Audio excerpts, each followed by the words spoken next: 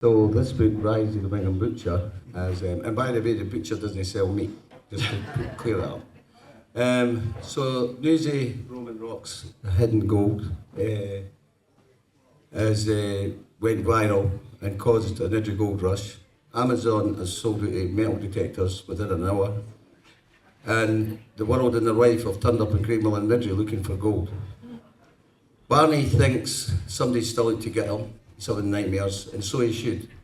Because the hitman that died in the previous book's offspring, which is a trans, Chris is the one that doesn't do the killings, but when he dresses as Christine, that's the one that's a hit person. It's not got too much spoilers here, right? I hope you're not spoiling it. No, not at all. This is all on the book cover. Right. Then you've got Damien Rocky still, who's basically kind of takes over this book. He's evil. And he comes looking for his brother's criminal empire, and he'll do anything to get it. What he really wants more than anything is everything. And then you've got young Archie and Kenny, the young Nidri warriors, that have got a team of 16, 17, 18-year-old boys on e-scooters and they've got ambitions of taking over everything within a couple of years. For that, I'm not going to give you any more, and I think that's a perfect story. That's good, that's good, very good. I mean, he's got here the character Damien Rock, aka the Bingham Butcher, is unforgettable. Where did the idea come from? Well, this is crazy because I was thinking about having a bad guy, but for me, I wouldn't even be writing unless there's humour involved. So I decided one day, it was a light bulb moment in that, and I thought, who's my favourite comedian? And the answer was easy, because it's Billy Connolly. I said, imagine if I could make him evil, deranged, a psychopath. Billy Connolly, the gay gangster. So he's bad to the core, but he's bloody wickedly funny. I mean, again, as I say, another character, Barnabas Wilde, such a contrast to Damien. I mean, it's an unusual name. What inspired the character? Well, Barnabas Wilde is crazy. I bought that church up at Trinent, the Methodist church, and there's still a plaque up there, and the Reverend Barnabas Wilde served in that church for 50 years, and over 50 years. And when I looked at it, I says, Barnabas Wilde, what a fucking brilliant name. Why am I not called Barnabas Wilde? And then I says, B Wilde, that's even better. And I says, you know what, that's the name of this main character for the first book, introducing Barnabas Wilde to the world. So that's where the name came from, and then I developed the character. Super. I mean, there's a lot of dark humour in the book, as we can see. But how do you balance the comedy with the violence and the tension? Well, to be honest with you, for me, everything has to have humour in it. Or if no, I wouldn't even write it, because I wouldn't just want to write about evil stuff and that. And I've always wanted to make people happy. So while I want to tell them a thrilling and gripping story with different types of characters in it, I always want I want more than anything for them to come up and tell me, oh, I read that book and I couldn't stop laughing. So it has to have the humour. And the final question for this part, it's an interesting question. It's got Nidri, Craigmill and Edinburgh, the main areas in your story. And I watched the book trailer and loved the book cover, which was excellent. They seem to have similarities of what's happening in Edinburgh and Glasgow right now. Is that a coincidence? Oh, 100% a coincidence. I'll tell you why, a few points. But this book and the next book were finished last May and June. It takes a long time to get a book to print and that and get it out there. And my stories, while they are brutal and they're wicked things and gangsters and there's crime and kingpins, my book's funny. And there's nothing funny about what's going on now. You've mentioned this is part of a larger series. So without any spoilers again, can you give us a hint of what's coming next? Yeah, well, the other one, the third book in the series is already finished. It's called Demise of Demon. And I'm writing the fourth book right now, but I'm not going to get any spoilers on that because it's either a prequel, a sequel, or a spin-off. Aye, so it's a prequel, a sequel, or a spin-off, and they could be younger in their early days, and I'm enjoying writing that just now. So let's see where that goes. I mean, it did say there's a character you feel more personally connected to. Why? And you mentioned Damien Rock as a truly terrifying villain. Yeah, to be honest, he is an evil bastard, to be honest. Sorry for swearing like kids are here. But I'll say again, I write about him because I didn't see him as a human being, as a person. He's somebody putting on a performance, he's an actor playing a part when I'm writing him, and he's always putting a performance on whenever he gets a chance. So he is evil, but didn't see him as a real human being. He's no based on any human being.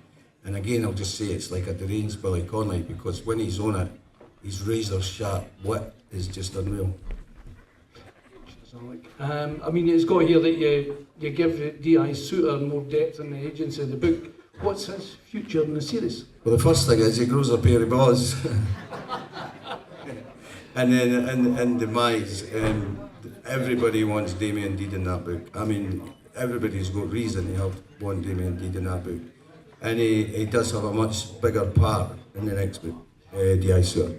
I mean, did any of the characters change over time in ways you didn't really Every one expect? of the characters originally in the first book, which was a bucket list project, and the names were strong, but the characters weren't the strongest because I've developed them now.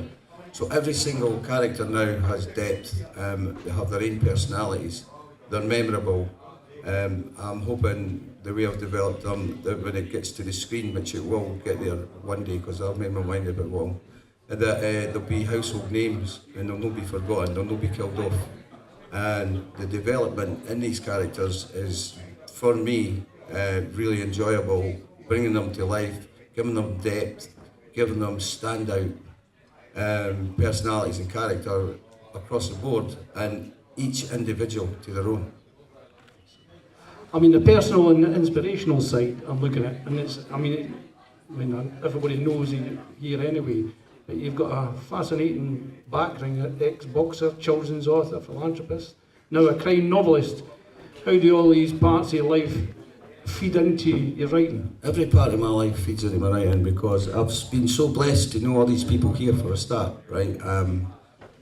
I've been born in Nidri, brought up in Craigmillar, got tons of pals, remember them all, the ones that are here these days and the ones that are gone. I remember everything like, well, I don't know why my memory is so good, but I can remember things from when I was 4, 5, 6 and that. And everything. I've got all the boys that work with me, they're all pals. I mean, I've got so many pals. I mean, Tam Niven over there, Big Tam. I mean, his stories could keep Netflix going for 100 years. And I'm going to put him to the test one day very shortly. Super. I mean, did you ever see parts of yourself in your characters, even villains? Because I asked that in a previous question, but I didn't get an answer. Well, I didn't see parts of myself in the characters, but there is one character, when you mention villain, who would like to put a part of his cell in me, and it's Damien. Super. I mean, only a few questions to go, folks, but what writers and books have influenced you most, and especially the crime or the dark comedy? You wouldn't believe this, but no author or no books have influenced me at all. The people I was brought up with and met, my family, my friends, my neighbours, my colleagues, all these people, they've all got a story to tell. Brian's got a story. To be honest, Peter's got a story. Big Jim, Hobby. I could sit down with them and they've all got stories to tell. So I take my influence out to people, and I will say one thing, if there was ever anything, and this is crazy that we're sitting here at this time with these two amazing actors, writers, and I'm in the honour to have them here, but if there was any TV series or anything on the telly that ever inspired me, I mean, looking after Jojo, that was based in Craigmillar, Nidri and that, right? I was gobsmacked with that. I still watch it now and again and that, and I still think Looking After Jojo is the best thing that's ever been filmed in Edinburgh. And if I could create any TV series along the lines but add a lot more humour, not just this guy, when he says, go and tell it to the two guys over there. Was that alright, Oh, I hear what I fucking tell yous. Nay fucking put her on the coffee table. I'm fucking well quoted round here, by the way. I've got 2 dogs and a fucking machete. Aye. I'm never gonna fucking root them. Well done.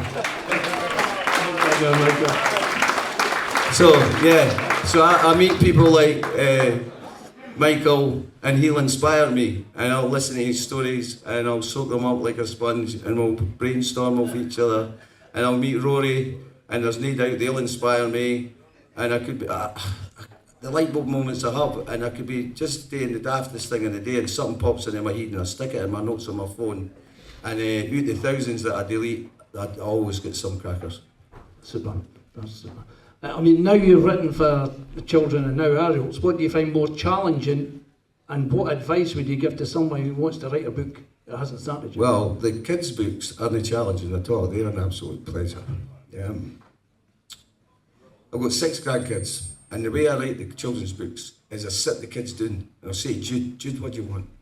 Dinosaurs. I'll say, Luna, what do you want? I'm the moon. My name means moon. We'll do the moon. Evie, excellent adventure. Loves, at the age where I was writing it, she loved pixies, fairies, and she didn't love trolls, but I had to throw them in there. And then so I'll sit the kids down, and we brainstorm off each other, and we find a way to get all these ideas, what they want, and I get the imagination for the kids books, and then I put it together in a book. The fiction and the adult stuff and that, it can be challenging, but I'm one of the people that I didn't do it every day. It's not a joke for me. And the longest I ever done, Monica told me, was I went into the room one day and it was 9 hours there writing, and done 7 years in that. And then I could set it aside, and then it's when I take the notion, I didn't know how long I'll be doing it, but I usually get some good materials out of it. And it's challenging, but it's worth it. Thanks, Alec. Thanks for that. But you asked me if anybody else was want to write a book. Yes. What would I tell them? Well, I'm going to promise you something right now. I've got a book in the pipeline. It's coming after this one gets finished, and it's called Nidri Boys Shorts, right? And a lot of the people in here tonight, like Tam, Bobby, Jim, Peter, Tam Heatherall, Big Jimmy Symes, Jokey, Doogie Stafford, and that, just to name a few of these, right? Brian Martin, Doogie Fraser for the boxing and that. These have all got a story. So Nidri Boys Shorts is going to be my brother Dougie Taxi, right? Vinnie Parsons up there. Peter can tell me stories about the scaffolding. Jim can have karaoke nights or something like that. Jokey can tell me about all his illnesses when he's at his work. Bobby can tell me about the time he had a stroke when he was protesting at Time Castle. So we'll get it. And Doogie Stafford can tell me that Christopherson's a better carpet show than ours. And as I say, I've got a called Nidri Boys Shorts, and I'm going to go and sit with Hobby and get a story of him. I'm going to sit with Tam Niven and get about 100 stories of him. I've got to get a story for Jim, a story for Peter, I suppose for you all. I've got a story for Willie Ayre, who's not here, a story. It's called Nidri Boys Shorts, and I'm going to put it that it's your story. You'll have the credit at the bottom of it, and it'll run through Nidri Boys Shorts, and it'll be all a group of short stories based on what you tell me. And all the proceeds that come out of the sales of that Nidri Boys Shorts, and I ken it'll sell well, will go back into the community for good causes. Very good, well done. Series or film, who would you cast? And I think there could be some people in here. As Damien, Barnabas, or D.I. Stewart? Well, first of all, I'd like to say that Michael and Rory would definitely be part of anything I do. But first, the most important thing to me would be Young Nidri Warriors. I would be auditioning local kids that have never acted in their lives before. I'd hope to find a new rising star and change a laddie's life forever. And if it takes us 1,000 auditions to find that one laddie that could be in the Nidri Warriors and play the part and change one, maybe two, maybe three people's lives for the area where I grew up, and give them a career in a way to be successful and maybe even famous, and keep them into jail. That'd be the first thing I would do. All the extras would come from people like yous. You'd be all around Nidri with metal detectors looking for the fucking gold. And you might even find a bit, to be honest with you.